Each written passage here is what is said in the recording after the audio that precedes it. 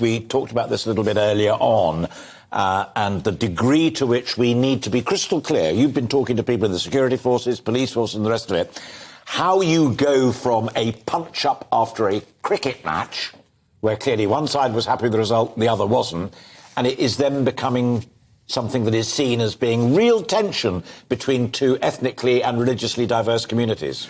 Yes, and there have been long-running tensions there, and it doesn't actually take much to spark trouble, which is, on this occasion, been the aftermath of a celebration following India's defeat of Pakistan on the 28th of August that resulted in fights and disturbances in the north and east of Leicester, and that bubbled on, really, for a good couple of weeks until we got a really bad weekend this past weekend, which meant that police resources that were committed to covering the royal funeral, Leicestershire and surrounding forces contributing to the effort down in the capital. I butt in really to say people who are listening to us on radio rather than watching on TV, the bright yellow day-glow coats, police, show in numbers. Yeah.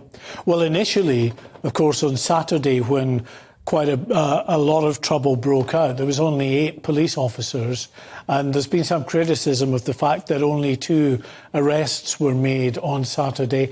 But when you've got 8 police officers dealing with several hundred people who are involved in violent disorder, they're not going to be moving in and arresting people at that time. They just want to keep people apart and try and keep people safe, including themselves.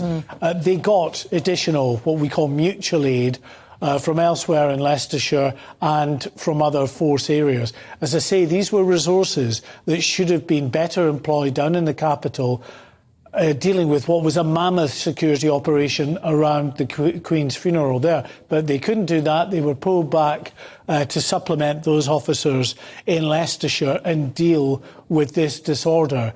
And the hope is that this will have been the last of it, that it reached a peak last weekend. But actually, as I say, it has been bubbling on for a couple of weeks, and anything could happen in the days and the weekend ahead. And the Mayor of Leicestershire, Sir Peter Soulsby, or is it Leicester, said community leaders were baffled by the events, believing they had been fanned by some very distorted social media, and a lot of people that we're seeing on these pictures, they came from outside.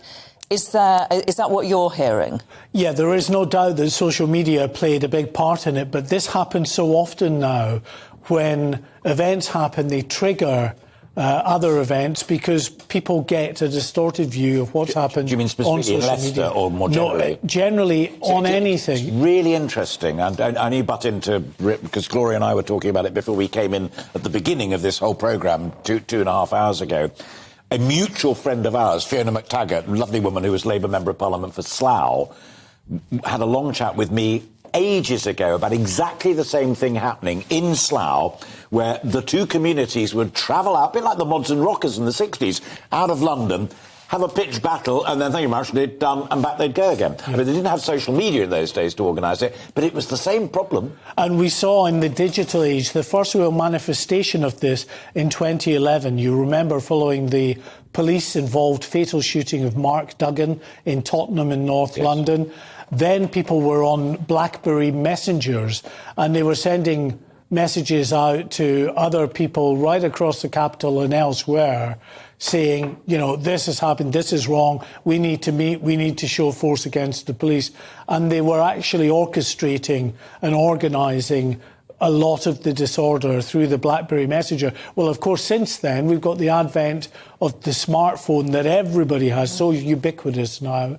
And with that comes the video messages. And what happened on the 28th of August was we're told that there were several hundred Hindu heritage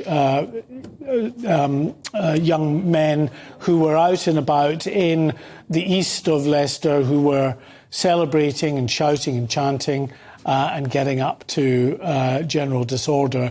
But on the videos that were posted on social media, there were quite a few slurs, ethnically motivated and religiously motivated slurs. that went out that, again, riled people within the Pakistani community, and then lots of people came in, and then it just escalated from there. Social media is a big part of this. It's a tool that people use. They can more readily pass messages, air their grievances, and sadly organise these types of events and react to things that they perceive to be wrong, happening on these the video posts that they get.